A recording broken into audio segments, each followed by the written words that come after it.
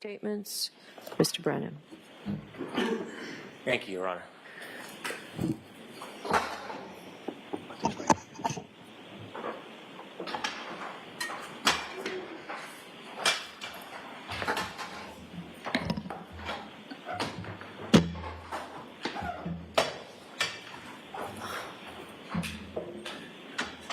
At 6:04 a.m.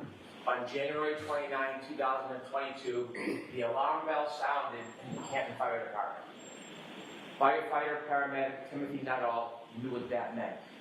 His heart skipped a beat, he raced to his equipment, and he picked up his bag, which was meticulous. There was a sign and a signal, and then there was a voice commanding that there was cardiac arrest. The most serious of calls for a firefighter paramedic, that means that a person's heart has stopped. He didn't know who it was, he didn't know where it was, he took his bag, he had just gotten to the station, and he rushed to the ambulance. He was one of the most senior paramedics that morning. Another paramedic, Anthony Flamati, would be running this mission. He jumped in the back of the ambulance, the door shut, and they headed off to 34 Fairview Road.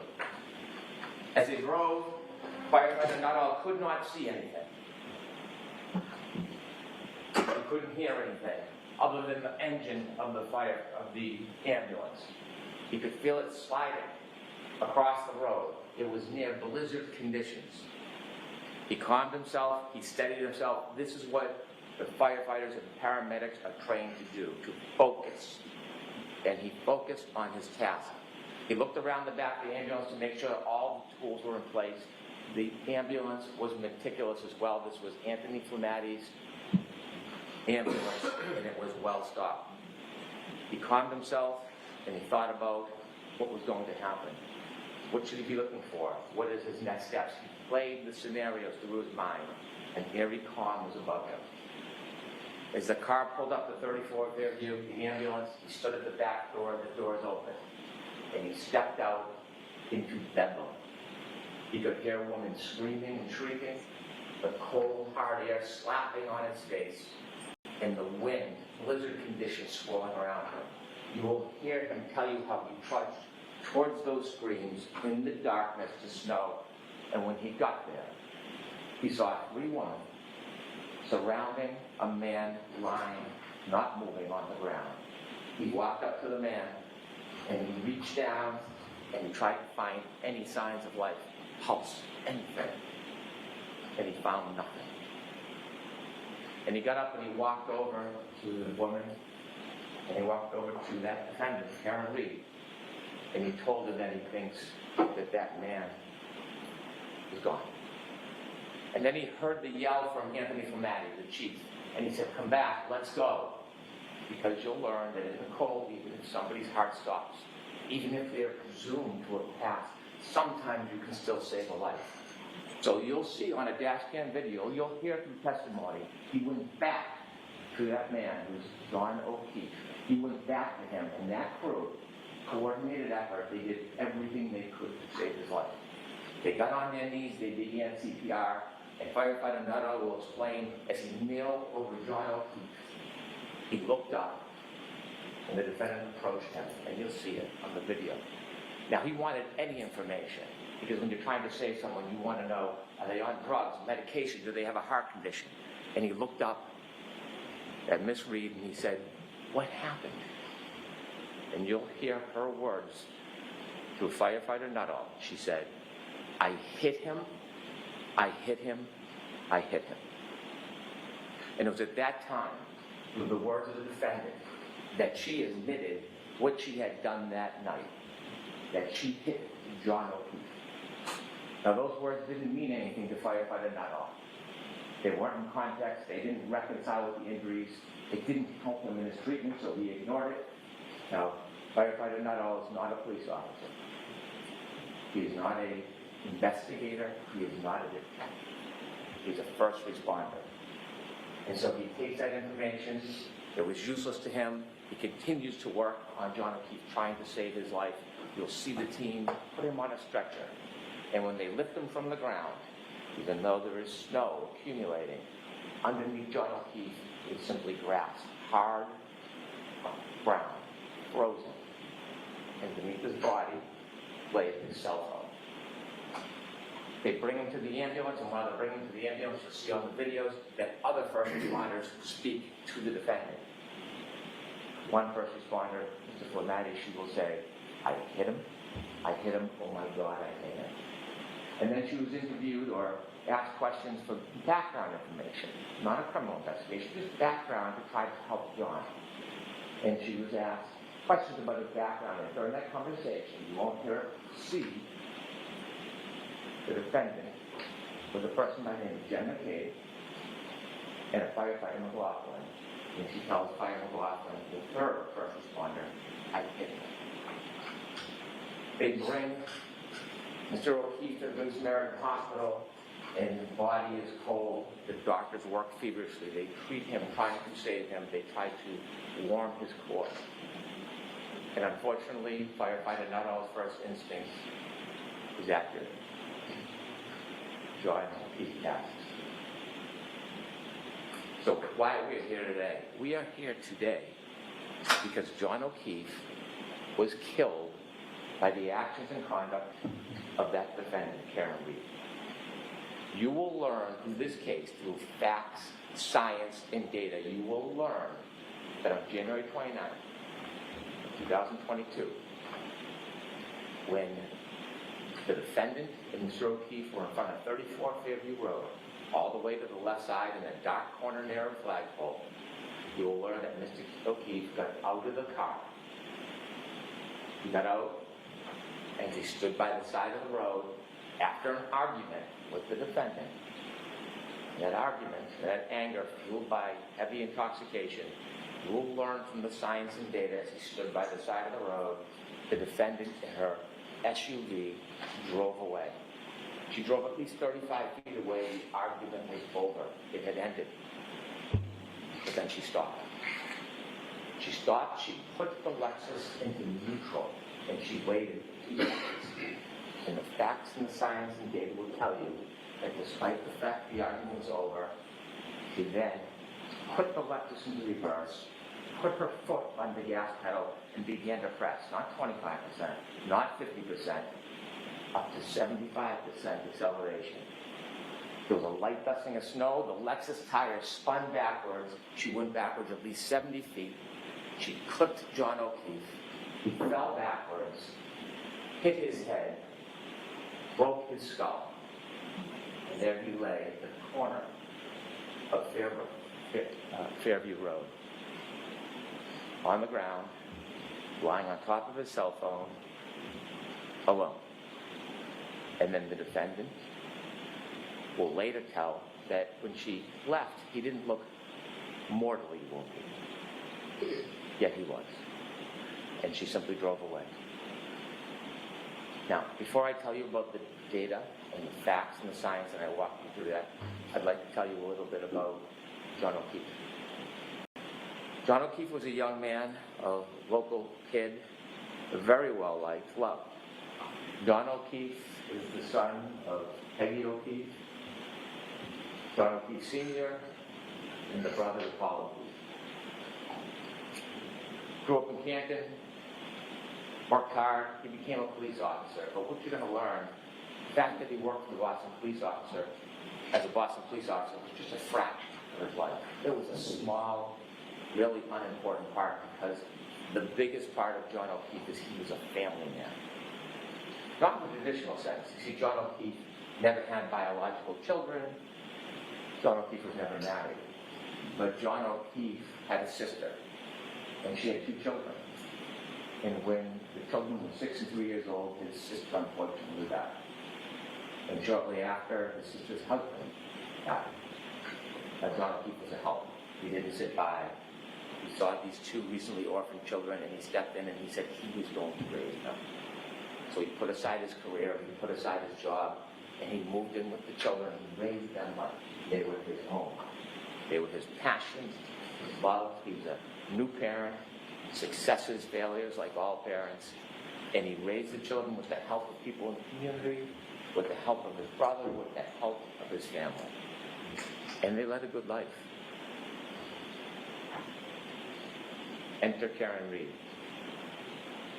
Around COVID, the defendant and Mr. O'Keefe reacquainted, and they started a relationship. And you'll hear that even though the defendant had her own home, she was staying with Mr. O'Keefe a lot, 4, 5, 6 times a week. And to most of the world, it was a pretty good relationship. They spent time together, they did activities with the children together, she helped with driving the children, feeding the children. It was a steady relationship until about the beginning of 2022. And then things began to unravel.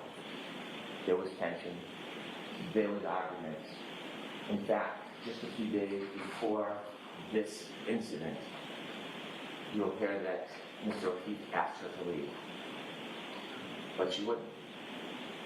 You're going to be able to read text messages of their conversations on January 28, 2022, and you will see the tension and the unraveling of the relationship. You will read about the discord between the defendant and Mr. O'Keefe. You will see that when he would ignore her calls, they would become incessant. When he would try to push away, she would come closer. You will read those text messages and you will realize that this was the beginning of the end of this relationship. That night, they decided they would go out together. I want to tell you something about data and science before we get to that night. I mentioned that underneath John's body was a cell phone. A cell phone is an amazing piece of technology. It is like a computer. It carries extraordinary data. And when they found the cell phone, the only companion to John O'Keefe that night, they studied the cell phone, and there'll be some remarkable data that you will use in this case to find the truth. I want to mention 3 different things you will find in a cell phone that are critical to this case. The first is called location data. Waze we've all heard of, Google Maps. Well, at some point that night, John put his Waze on. And Waze is like a breadcrumb that will show exactly where the phone goes, second by second. It is the strongest, most accurate location data that you can have. And that night, John was using Waze. It also will have healthcare data. Healthcare data will show when somebody is moving. Sometimes it's qualified as steps, but it doesn't necessarily mean somebody's stepping. Moving their arms, walking, turning. It doesn't show what direction or how far, but it shows movement of a person. Healthcare data. And the third thing, remarkably, will be an expert in this case who found a data file on the phone, and it tracks the temperature of the cell phone battery. That will be critical to your analysis in this case, the temperature of the cell phone battery. And so with that, I want to take you back to the timeline of that night. After the discord, both the defendant and Mr. O'Keefe decided they would meet at a bar called McCarthy's. Now, McCarthy's is a local bar, a blizzard is pending, and people are getting together in a celebratory mood.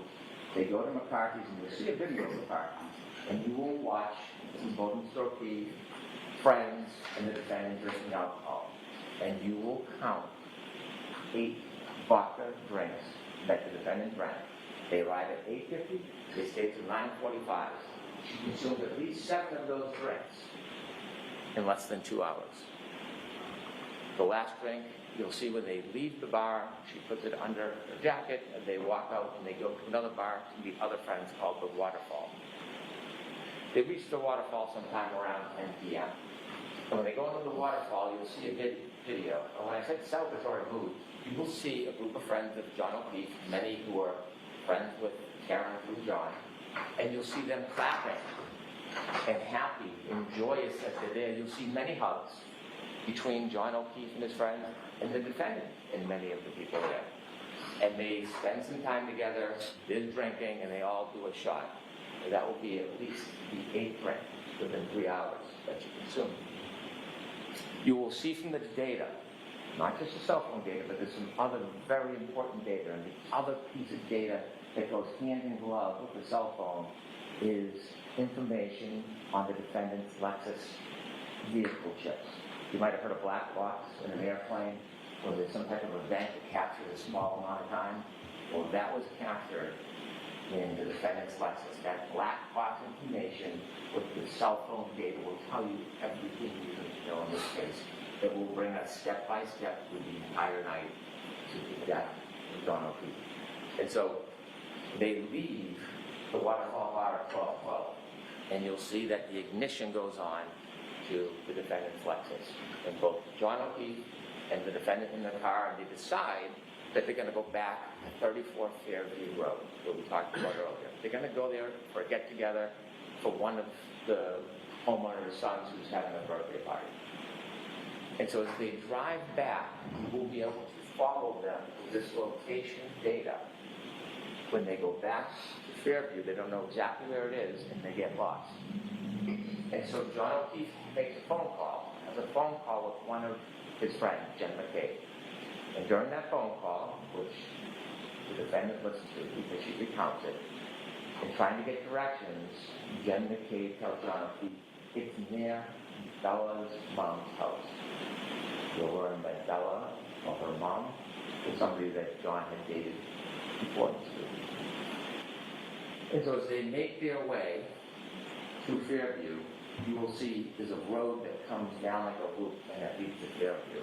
They take a wrong turn on the loop, and then they do a three-point turn in the driveway. You'll see the exact precise driveway they turn into because some type of acceleration movement triggered that black box in the Lexus.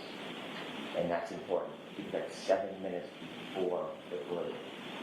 And you'll see from the waves exactly where the car was. You'll see from the black box the event of the three-point turn in the driveway, and then a return down to Fairview. But before they get there, at 12:23, a truck is coming the other way.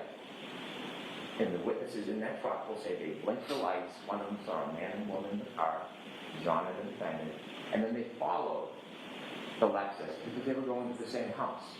The truck stopped at the driveway, and the Lexus, the defendant's car, will appear because of the waves and be counted second to second, never stops. It rolls very slowly all the way to the end of the yard in the corner where there's a tree line and a flagpole.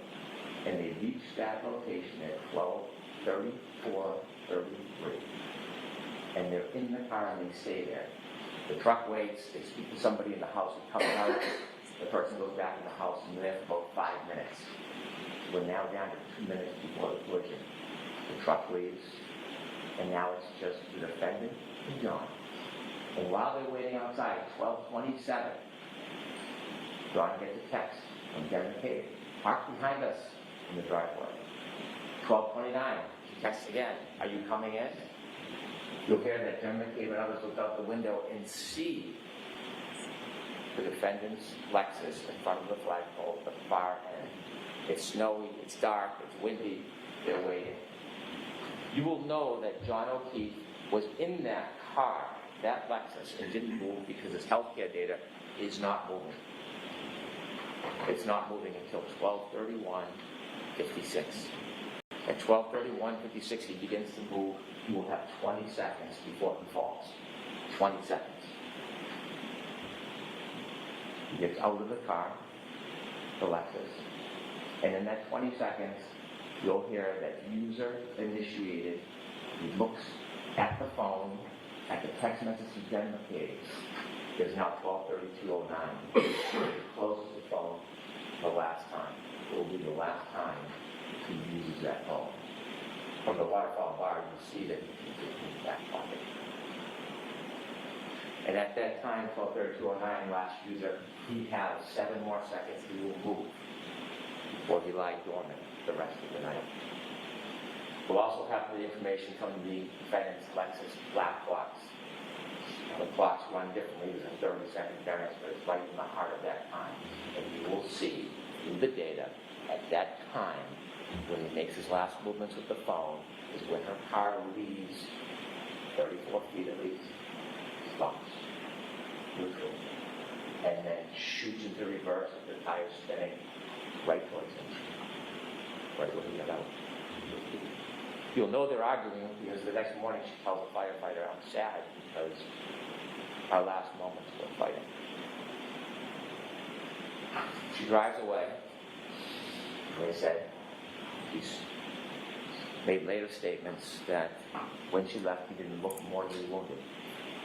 He lied on the ground on top of his phone, light dusting of snow, the snow now picking up. And he was just there. It's 12:37. Now, when he's in the car, before he gets to Fairview, the battery temperature of that phone is 77 degrees. 77 degrees in the warm car. Now that he's been outside the car for 5 minutes, drops.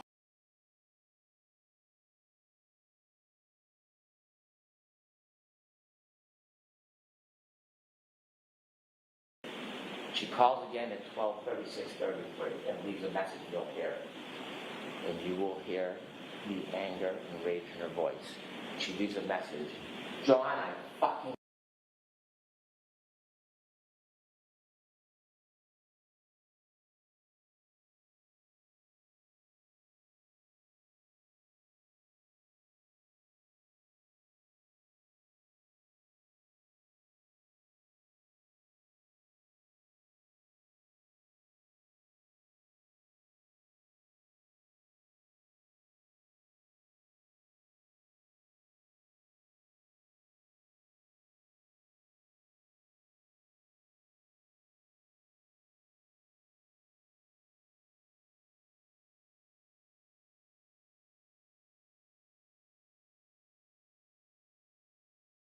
Cell phone drops to almost 60 degrees. 12:59, the defendant leaves another message.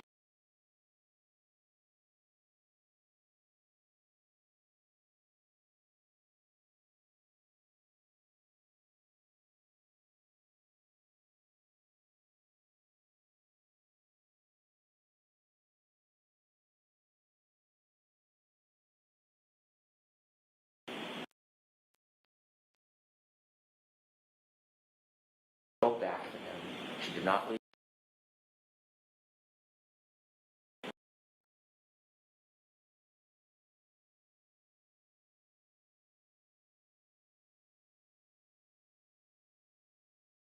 No answer.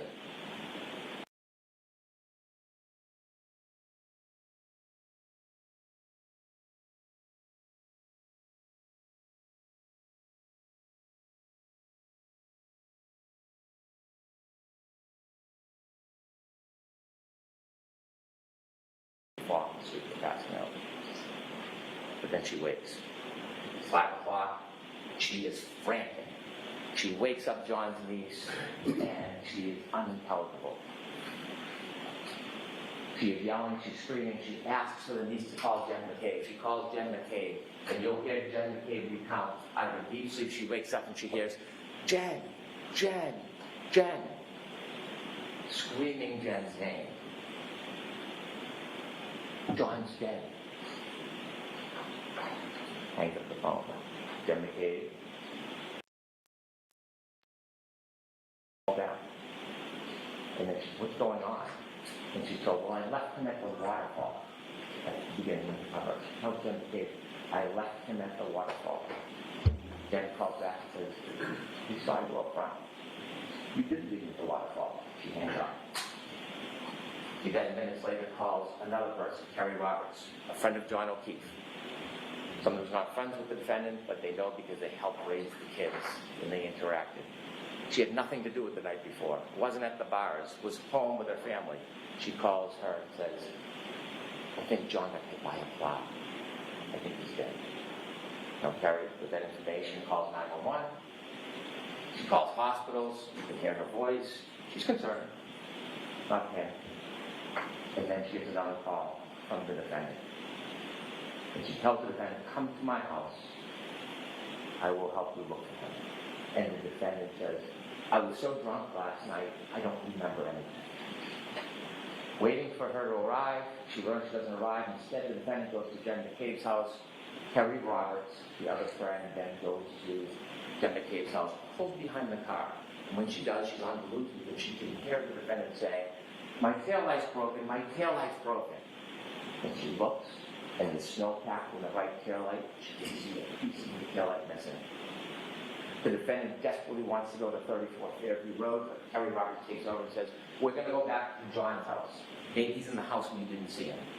So both cars, driven by Terry Roberts and then Jen McCabe, with the defendant, go back to John O'Keefe's house. You'll see a ring video where you see them go into the house and they look around, and you'll hear about the woman, Jen and Terry, enlisted into this task. Looking for John O'Keefe, they cannot find him. And then when Terry Roberts comes into a room, she sees, rather than looking, the defendant simply standing there, staring at the wall. At that point, the defendant insists they got to go back to Fairview Road. They decide to take one car. Terry Roberts is taking charge. She's going to drive. They leave Miss Reed's Lexus and John O'Keefe's driveway, and they drive back towards 34 Fairview Road. Look there. It is blizzard-like conditions. It is dark. They can barely see a thing. And when they get close to the edge of 34 Fairview, you hear the defendant start to scream, "There he is!" Both women look and they can't see anything. She starts kicking the door. The defendant's kicking the door. "Let me out." Terry Roberts stops the car and lets her out, and she sees the defendant run exactly to where John O'Keefe is in the darkness, just where she left him. Terry gets out of the car, starts to walk towards where the defendant is, and she sees the defendant lying on a body. She can't tell who it is because the face is still covered with snow. And she comes over and looks, and she wipes off the snow from John O'Keefe's face. She realizes it's one of her best friends in the world, is John O'Keefe. And she starts to try to do first aid. They start to move him, and coincidentally at 6:06 when they start to move him, the cold air hits that cell phone battery. It drops from 50 to 43 degrees. And they try, Jen McCabe calls 911. And that's when a police officer arrives, firefighter Nuttall and his crew. And when they lift him, that cell phone battery that is shot down to 37 degrees, Terry Roberts picks it up and puts it in her pocket, and it immediately starts to warm. As she moves to help get a data, showing movement starts again. At that point, nobody knows what happened. The Canton Police Department come. You can see the police cars and cruisers. They're not sure, so they look in the area where John's body is and find a glass from the bar near his body. They find blood spots. They try to put the blood spots in plastic containers. They don't know what they're looking for at this point. There's no information. They don't believe or know that there's a crime. They just know that John O'Keefe somehow ended up here with the broken glass and the blood. And so that morning, you can see the work.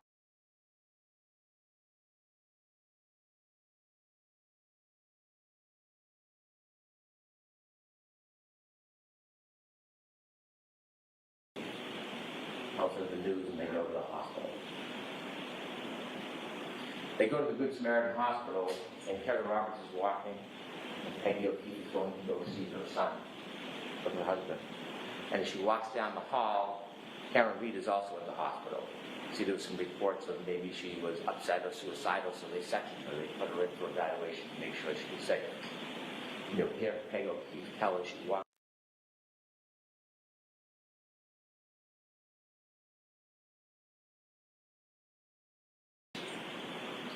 As she walked by Karen Reed, she stopped and she said, "Karen, what happened?"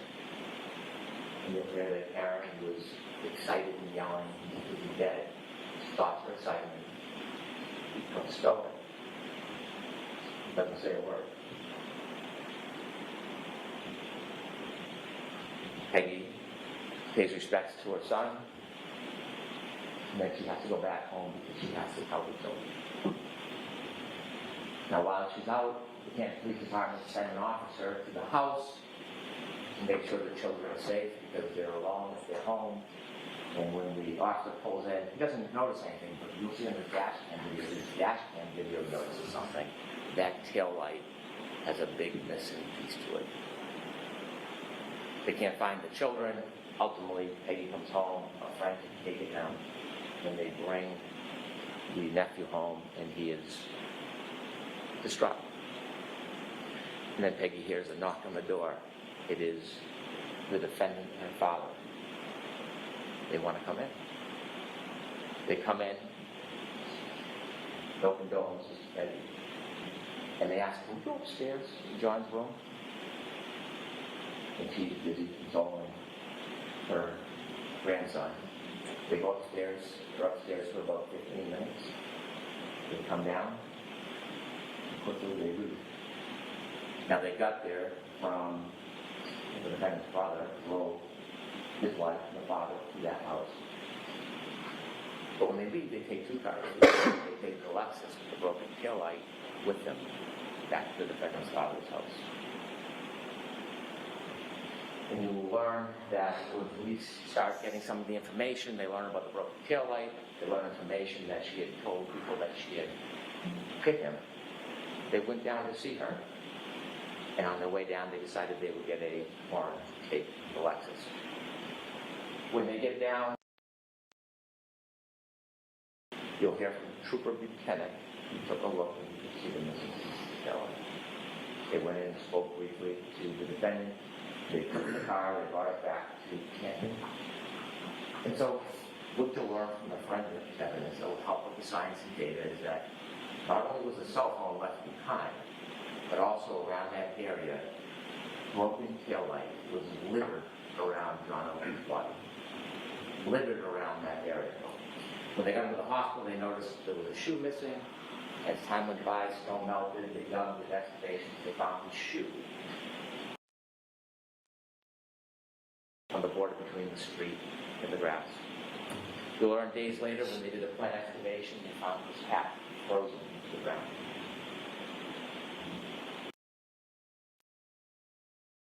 Over the course of that broken tail light in that area, his hat, the sneaker, the glass. When the defendant left Mr. O'Keefe behind, took with her something of Mr. O'Keefe called trace evidence. You'll learn on the back of her Lexus, around the taillight area, was John's DNA, and stuck to the side, grasping one last piece of John O'Keefe's head. Now, John O'Keefe fell backwards in his head after he was clipped by the car. And you're going to hear from a very renowned doctor, a neurosurgeon, who has treated thousands and thousands of head injuries. And the wound on the back of the head, when he fell backwards, not in the cracked skull, it's called a basal fracture, to create an injury called Countercoup. After he was clipped by a car and fell backwards and hit his head on that hard rock ground, remember there's no snow, it's just a dusting at this point, the back of his brain hits the back of his skull and bounces up. When it bounces up, it leaves marks showing that impact. And this neurosurgeon will tell you, treated thousands of patients, that this injury, to a reasonable degree of medical certainty, is Countercoup caused by falling backwards and hitting your head. When the medical examiner for the state looked at it, they generally said blunt force trauma. They had it as undetermined. So we brought it to the renowned neurosurgeon who does exactly this. You're also going to hear from an active reconstruction.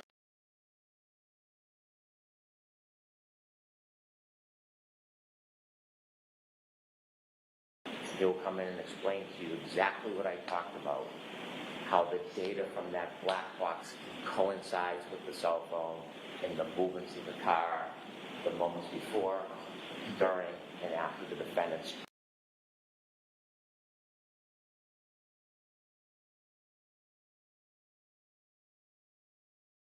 There are 3 charges against the defendant in this case.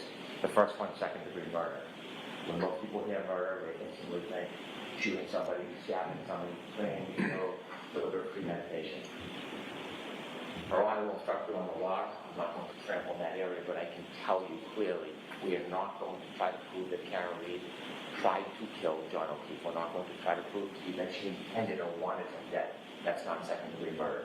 What we'll prove to you is she engaged in an intentional act, driving back at him at that speed, in the storm, in the darkness, knowing that he had just gotten out of her Lexus.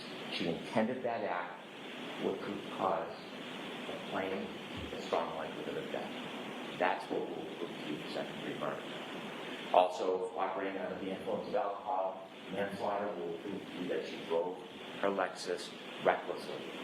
She hit John O'Keefe, and because she hit him and he fell back, she caused his death. The third charge is leaving the scene after knowingly causing death. Again, she hit Mr. O'Keefe with a car. She knew he was injured. She left him behind. And he died. That's the whole group. This case will come down to the science and the data. The science and the data that cell phone is the best of historians. It doesn't suffer from intoxication. It doesn't suffer from memory loss. It doesn't suffer from emotion, pride, or prejudice. It is facts. It is data. And that facts and data will lead you to the truth in this case. But after Ms.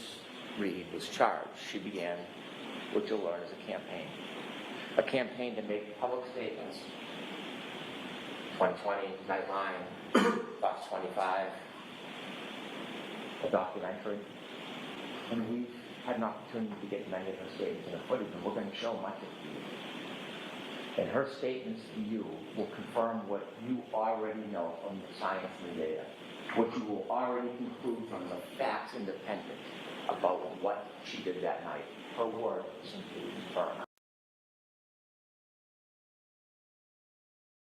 Lips in many of her statements, her admissions to extraordinary intoxications, her admissions to driving the Lexus, her admissions to being angry at John that night, and as I say, her admissions that she told.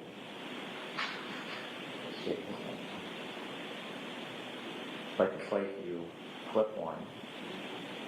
You're going to hear the first of the statements that she made after she was charged.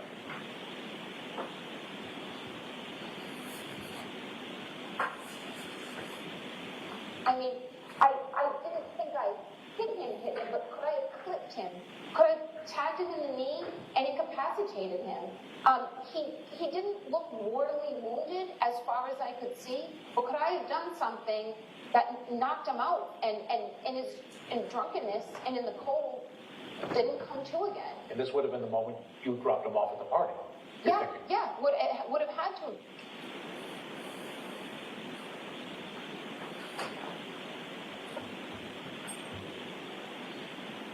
Ladies and gentlemen, I simply ask you to follow the evidence, follow the science, follow the data. Ignore speculation, surmise, conjecture. Stay true to the evidence. It will lead you to the truth. That on January 29, 2022, a very intoxicated defendant was angry and arguing about the relationship with John O'Keefe. And after the fight was over, she left, but she brought the fight back to him in the form of her SUV. She clipped him, he fell backwards, he broke his head, and then this man who helped, a lifetime of help, was left at the corner of that yard, left to die with no help. The facts, the data, and the evidence will bring you to the truth, and the defendant's own words will confirm everything you've already concluded. All right, thank you. Mr. Jackson? Could I have just a moment to readjust? Sure, the court officers will be kind enough to help you.